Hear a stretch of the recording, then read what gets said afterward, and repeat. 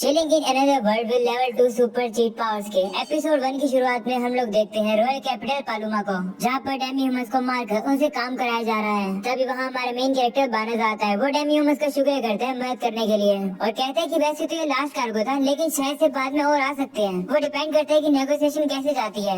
इतने तुम वेट करो, क्यों ना तुम बाकी लोगों के साथ खाना खाओ, ये लो खाने के लिए पैसे। बानस को देखकर सभी लोग अब कहने लगते हैं कि ये कितना अजीब लड़का है, डेमी ह्यूमन को पैसे दे रहा है। वहीं पर वो डेमी ह्यूमन बानस से कहता है कि आपका ऑफर काफी अच्छा है, पर हम लोग डेमी ह्यूमन है, आपको पता है ना। जिस पर बानस कहते हैं कि इससे क्या ही फर्क पड़ता है, मेरी वजह से तुम्हें ये करना पड़ा तो कम से कम मेरी तरफ से ये लो।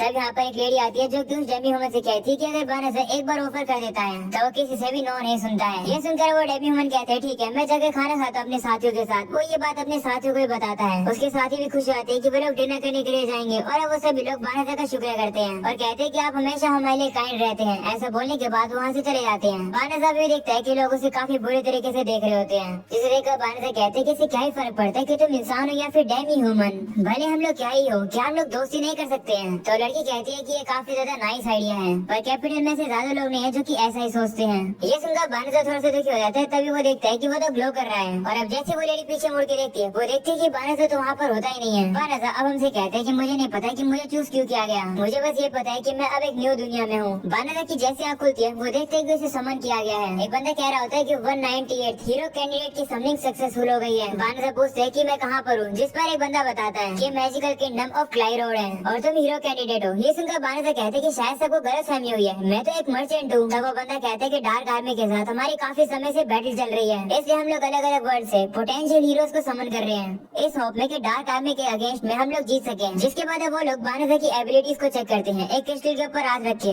वो प्रीस्ट बानस को बताता है कि क्योंकि तुम दूसरे वर्ल्ड से आए हो तो तुम्हारा वापस से लेवल 1 हो गया है। इसके बदले में भगवान तुम्हें डिवाइन ब्लेसिंग देंगे और वो जो ब्लेसिंग होती है वो ऐसी ताकत होती है जो कि कोई ऑर्डिनरी पर्सन ट्रेनिंग करके नहीं कमा सकता है। हम उन ताकत को डिवाइन रेवोल्यूशन कहते हैं। जिसके बाद बानस का पूरा सेट सामने आ जाता है। बानस भी इस दुनिया की लैंग्वेज को बिना किसी दिक्कत के पढ़ पा रहा होता है। वहीं पर एक लेडी बानस के स्टेट को देखकर कहती है कि यहाँ पर तो कोई भी डिवाइन रेवोल्यूशन नहीं है, इसके स्टेट तो बिल्कुल ऑर्डिनरी ह्यूमन जैसे ही है। तो बानस कहता है कि मैंने तो कहा ही था कि मैं एक नॉर्मल मर्चेंट हूँ। मैं पर सभी लोग कहने लगते हैं कि आखिर यहाँ पर कोई डिवाइन रेवोल्यूशन क्यों नहीं है, क्या हम लोग फिर से फेल हो गए हैं। ये सुनकर बानस कहता है सॉरी तुम लोग को डिसअपॉइंट करने के लिए, तो क्या तुम लोग अब वापस से मुझे मेरे वर्ल्ड में भेज सकते हो। तभी अचानक से हम लोग को दूसरे हीरो कैंडिडेट को दिखाया जाता है। वो जैसे समन होता है उसके स्टैट देखकर सभी कहते हैं कि ये स्टैट तो एक लेजेंडरी हीरो के होते हैं। हम लोग अब देखते हैं कि इस बंदे के सारे स्टैट 999 है। सभी लोग अब बानस को इग्नोर कर रहे होते हैं। वहीं पर अब वो हीरो कैंडिडेट बानस के स्टैट को देखता है और कहते हैं तो मुझे चूज किया गया है इस दुनिया को बचाने के लिए।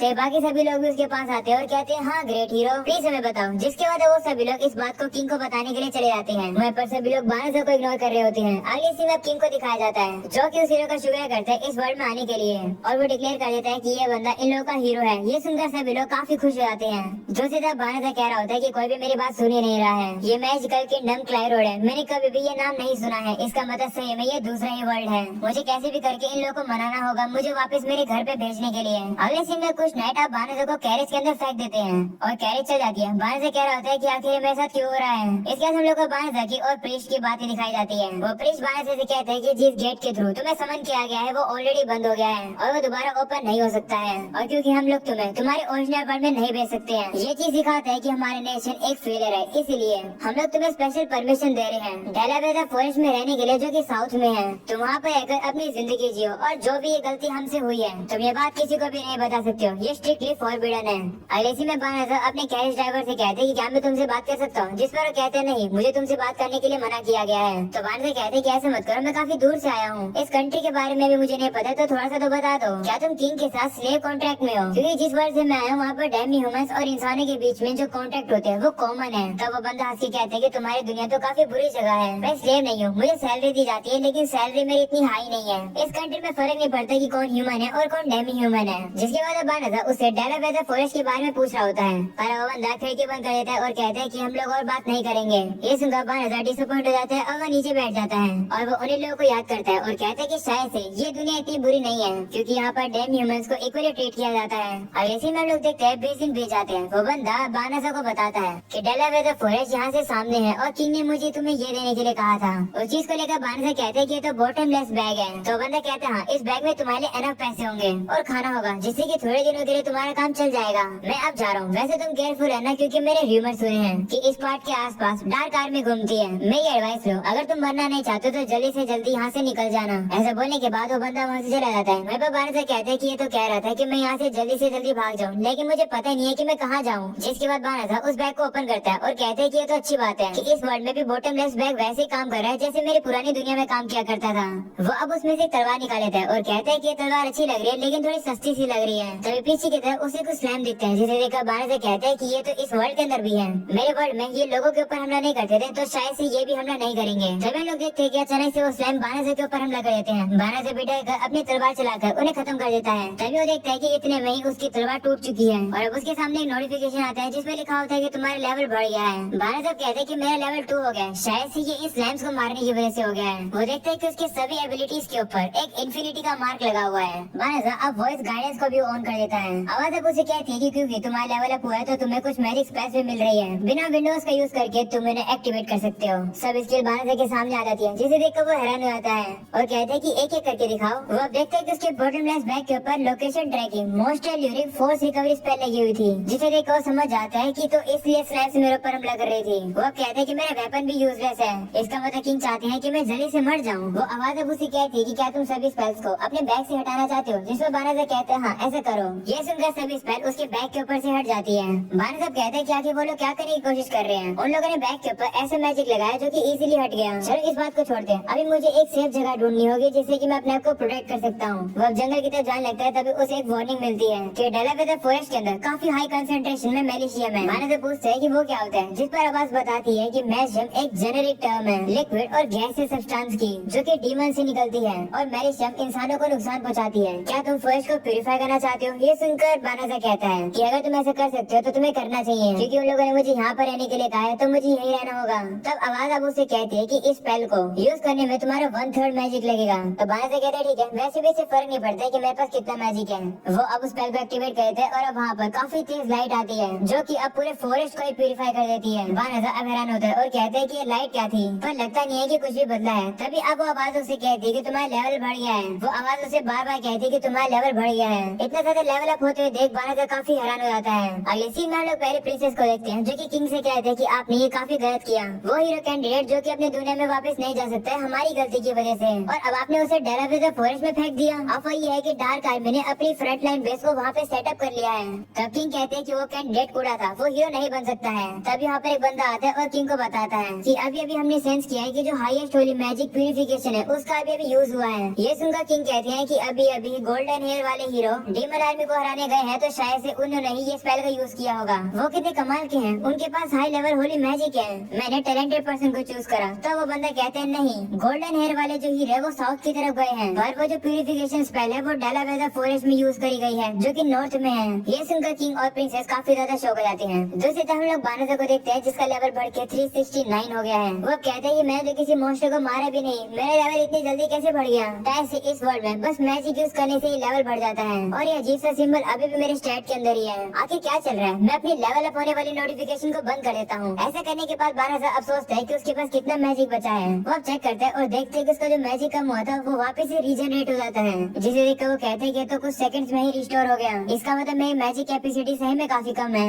बानर अब सोचते हैं कि चलो इसे छोड़ो, आखिर अब मुझे क्या करना चाहिए। टाउन के अंदर रहने से तो मुझे बैन कर दिया गया है और मुझे ये भी नहीं पता है कि मेरे मैजिक ने फॉरेस्ट को कितना प्यूरिफाई किया है। तभी आवाज उसे कहती है कि तुम इस समय पर शेप शिफ्ट मैजिक यूज कर सकते हो, ये रिकमेंडेड है। ये सुनकर बानर कहते हैं हाँ ये स्पेल काम कर सकती है। वो अब अपने जेंडर को चेंज कर लेता है और लड़की बन जाता है, पर अब उसे थोड़ा सा अजीब लगने लगता है तो वो जल्दी से अपने आप को वापस से लड़का बना लेता है। और इस बार जो उसका चेहरा होता है वो अलग होता है, जिसे देखकर वो कहते हैं हाँ अब मुझे कोई नहीं पहचानेगा, अब मैं टाउन में जा सकता हूँ। तभी आवाज उसे टेलीपोर्टेशन मैजिक रिकमेंड करती है, जिससे कि अब वो सीधा ही कैपिटल में जा सकता है। वो अब इस स्पेल का यूज करता है और टेलीपोर्ट करके सिटी के अंदर आ जाता है। वो अब हैरान हो जाता है और कहते हैं कि जिस वर्ल्ड से मैं आया हूँ वहाँ पर टेलीपोर्टेशन स्पेल सिर्फ पावरफुल सोर्सर यूज कर पाते थे, पर लगता है इस वर्ल्ड में सिस्टम अलग है। बानर अब ट्राई करते हैं खुद को अपने पुराने वर्ल्ड में टेलीपोर्ट करने की, पर वो काम नहीं करता और कहता है मुझे पता था कि ये काम नहीं करेगा। जिसके बाद वो कहते हैं कि इस दुनिया में रहने के लिए मुझे थोड़ा सा पैसा कमाना होगा, चलो कोई गिल्ड ढूंढते हैं। वो अब टाउन में आ जाता है और कहते हैं कि भले यहाँ पर कोई मर्चेंट गिल्ड हो, रजिस्टर करना थोड़ा सा मुश्किल होगा क्योंकि मैं किसी को जानता नहीं हूँ। मेरी मदद हो जाएगी अगर मुझे कोई एडवेंचर गिल्ड मिल गई तो कि मैं मॉन्स्टर हंटिंग या फिर कार्गो ट्रांसपोर्टिंग कष्ट कर पाऊंगा। तभी आवाज उसे कहते हैं कि यहाँ से सीधा जाओ और तुम्हें एडवेंचर गिल्ड मिल जाएगी। ये सुनकर बानर कहते हैं कि आवाज तो कितनी कमाल की चीज है। वो अब गिल्ड में आता है जहाँ पर रिसेप्शनिस्ट उसे बताती है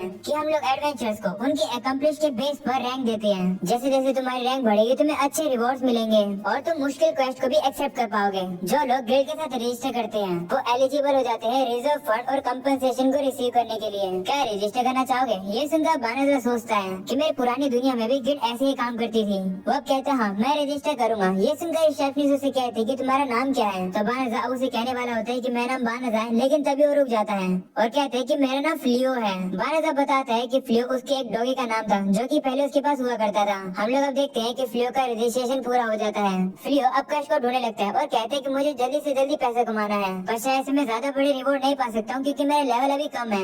तभी वो एक छोटी लड़की को देखता है जो कि कुछ एडवेंचर से कह रही होती है कि क्या तुम लोग मुझे डेलावेयर फॉरेस्ट में एस्कॉर्ट करोगे, यानी क्या तुम मुझे वहाँ तक पहुँचा दोगे, मैं उसके लिए तुम्हें पैसे दूंगी। ये सुनकर कुछ एडवेंचर कहते हैं कि र्यूमर के हिसाब से डार्क लॉर्ड की आर्मी वहाँ पर फ्रंट बेस बना चुकी है, वहाँ पर जाना थोड़ा सा खतरनाक है। एक फोर्स वहाँ पर काफी जल्द भेजी जाएगी तो थोड़ा सा वेट कर लो। तो वो लड़की कहती है लेकिन उसमें काफी देर हो जाएगी, मेरी फैमिली डेलावेयर फॉरेस्ट के पास रहती है, मुझे जाकर उनकी मदद करनी है। ये सुनकर वो एडवेंचरर्स उसे इग्नोर करके चले जाते हैं। तभी फ्लियो उस लड़की के पास आता है और कहते हैं कि मैं तुम्हें वहाँ ले जाऊंगा। वो लड़की अब जैसे फ्लियो को देखती है वो उसके प्यार में गिर जाती है। वो अब उसे कहती है कि मेरे पास ज्यादा पैसे नहीं है तुम्हें पे करने के लिए। तो फ्लियो कहते कोई बात नहीं, वैसे भी मैं डेलावेयर फॉरेस्ट में पहले जा चुका हूँ, तो मैं टेलीपोर्टेशन मैजिक का यूज करके तुम्हें वहाँ पर इंस्टेंटली पहुँचा सकता हूँ। ये सुनकर सभी एडवेंचर्स काफी हैरान हो जाते हैं और कहते हैं क्या ये बच्चा टेलीपोर्टेशन मैजिक यूज कर सकता है? ये पक्का झूठ बोल रहा होगा। ये सुनकर फ्लियो सोचता है कि क्या टेलीपोर्टेशन मैजिक बिगनर स्पेल नहीं है, क्योंकि ये स्पेल तो मेरा ज्यादा मैजिक कंज्यूम करती ही नहीं है, तो मुझे लगा ये बिगनर स्पेल है। तभी वहाँ पर एक लेडी आती है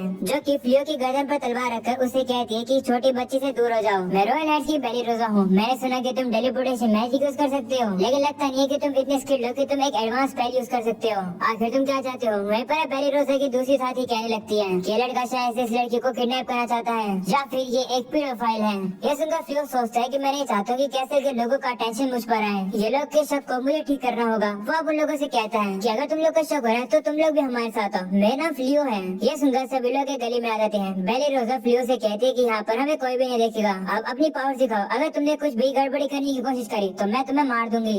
तो फ्लियो कहते ठीक है, जिसके बाद सभी के ऊपर टेलीपोर्टेशन स्पेल यूज करता है और अब वो सभी लोग डेलावेयर फॉरेस्ट में आ जाते हैं और हैरान हो जाते हैं कि वो तो सही में यहाँ आ गए। तभी एक लड़की फ्लियो के पास आती है और कहती है कि इतनी दूर के लिए टेलीपोर्टेशन यूज करना, क्या तुम एक ग्रेट सोर्सरर हो? तो फ्लियो कहते नहीं, मैं तो बस एक नूब एडवेंचरर हूँ जो कि थोड़ा बहुत मैजिक यूज कर सकता है। तभी बेली रोजा भी फ्लियो के पास आती है और कहती है कि माफ करना, मैं पहले तुम्हारे खिलाफ रूड हो गई थी। वो सभी अब फ्लियो से माफी मांगते हैं। तो फ्लियो कहते कोई बात नहीं, बस तुम लोग मुझ पर कोई शक मत करना। तभी वो छोटी लड़की कहती है कि इस फॉरेस्ट के अंदर मैजिशियम था, वो कहाँ पर गायब हो गया? मुझे अच्छे से याद है कि इस फॉरेस्ट के ऊपर मैजिशियम की पूरी एक थिक लेयर लगी हुई थी और मैं कोई भी मैजिक बीस्ट को सेंस नहीं कर पा रही हूँ। ये सुनकर फ्लियो से बताने वाला होता है कि उसने अपनी प्यूरिफिकेशन स्पेल यूज करी है फॉरेस्ट के ऊपर, लेकिन तभी सिस्टम फ्लियो को रोक देता है और उसे वार्निंग देता है कि एक डीमन को ये बात बताना कि तुम प्यूरिफिकेशन यूज कर सकते हो, ये तुम्हारे लिए खतरनाक है। ये सुनकर फ्लियो सोचता है क्या एक डीमन? तभी बेली रोजा फ्लियो से कहती है माफ करना, तुम्हें इसमें इन्वॉल्व होना पड़ा, आप अब थोड़े से दूर हो जाओ। ऐसा बोलने के बाद बेली रोजा और उसके सभी साथी अपने वेपन्स को उस छोटी लड़की की तरफ कर देते हैं। बेली रोजा अब उस लड़की से कहती है कि अब अपना ट्रू फॉर्म क्यों नहीं दिखाती हो? ये सब कुछ सुनकर फ्लियो कंफ्यूज हो रहा होता है और कहते हैं कि आखिर यहाँ क्या चल रहा है। तो बेली रोजा उसे बताती है कि गिल्ड ने एक नोटिस निकाला था कि एक सस्पिशियस यंग लड़की हाल फिलहाल में लोगों की मदद मांग रही है डेलावेयर फॉरेस्ट में ट्रैवल करने के लिए। तभी दूसरी लड़की बताती है कि ये लड़की चाहती है कि हम लोग इसे वहाँ लेकर जाएं जहाँ पर डार्क आर्मी है। इससे साफ साफ पता चलता है कि ये लड़की सस्पिशियस है। तभी हम लोग छोटी लड़की को देखते हैं जिसकी आंखों में आंसू आ रहा होता है, जिसे देखकर फ्लियो को उस पर दया आ रही होती है। लेकिन तभी वो छोटी लड़की एक इवल स्माइल करती है और कहती है कि कैसल ने जिन नाइट्स को एम्प्लॉय किया है, इन लोग के अंदर तो काफी हिम्मत है जो कि मुझसे इस तरीके से बात कर रहे हैं। ऐसा बोलने के बाद वो लड़की धीरे धीरे करके ट्रांसफॉर्म होने लगती है। ट्रांसफॉर्म होकर वो कहती है कि मैं फेनरिस हूँ, फैनग्रैफ जो कि इंटरनल 4 है, मैं उसकी छोटी बहन हूँ, मैं अब तुम लोग को मार दूंगी। ये सुनकर बेली रोज कहती है कि ये तो लुपिन है। फेनरिस अब कहती है कि मेरे भाई ने मुझे भेजा था दुश्मनों को ऑब्जर्व करने के लिए और खाना ढूंढने के लिए, लेकिन अभी लगता है कि मुझे तुम लोग को मारना होगा। ऐसा बोलने के बाद वो काफी ज्यादा मेलिशियम निकालती है जिसकी वजह से वो सभी नाइट सब नीचे गिर जाते हैं। वहीं बेली रोज भी कह रही होती है कि मैंने ये एक्सपेक्ट नहीं किया था कि हम लोग ऐसे डीमन से मिलेंगे। वो गिरने वाली होती है तभी फ्लियो आकर उसे पकड़ लेता है और कहते हैं कि यहाँ क्या चल रहा है। फ्लियो को देखकर फेनरिस कहती है कि लगता है एक मैच हमसे अनअफेक्टेड है, कोई बात नहीं, बाकी लोगों को हराने के बाद मैं तुम्हें मार दूंगी। ऐसा बोलने के बाद वो बेली रोज के ऊपर हमला करने आती है, लेकिन तभी फ्लियो बेली रोज को पकड़कर साइड में कर देता है जिसकी वजह से वो बच जाती है। ये देखकर फेनरिस कहती है कि हम लुपिन्स कभी भी अपने शिकार को भागने नहीं देते हैं। ये सुनकर फ्लियो सोचता है कि मैं भाग नहीं सकता हूँ और साथ में मैं इन चारों को प्रोटेक्ट नहीं कर सकता हूँ। फ्लियो अब बेली रोज की टीम के ऊपर टेलीपोर्टेशन यूज करता है और उन्हें वापस से टाउन में पहुँचा देता है। फेनरिस बेली रोज के ऊपर हमला करने आती है, लेकिन उससे पहले वो टेलीपोर्ट हो जाती है, जिसे देखकर फ्लियो खुश हो जाता है और कहता है कि अच्छा हुआ ये काम कर गया। जिसे देखकर फेनरिस फ्लियो से कहती है कि क्या तुम अकेले मेरे खाना बनने की सोच रहे हो। ये सुनकर फ्लियो कहता है कि मुझे अभी भी नहीं पता कि मुझे चूज क्यों किया गया, लेकिन मैं डिसाइड कर रहा हूँ कि इस दुनिया में बिना कुछ करे मैं नहीं मरूंगा। मैं इस दुनिया के अंदर कुछ करके रहूंगा, इसलिए जितनी भी स्पेल मेरे पास है मैं उन सभी का यूज करके लड़ूंगा। वहीं पर फेनरिस उसके ऊपर हमला करने के लिए आ जाती है और यही हो जाता है ये एपिसोड खत्म। पसंद आया हो तो लाइक कर देना, चैनल पर नहीं हो तो सब्सक्राइब कर देना। मिलते हैं अगले एपिसोड में, तब तक के लिए पीस आउट।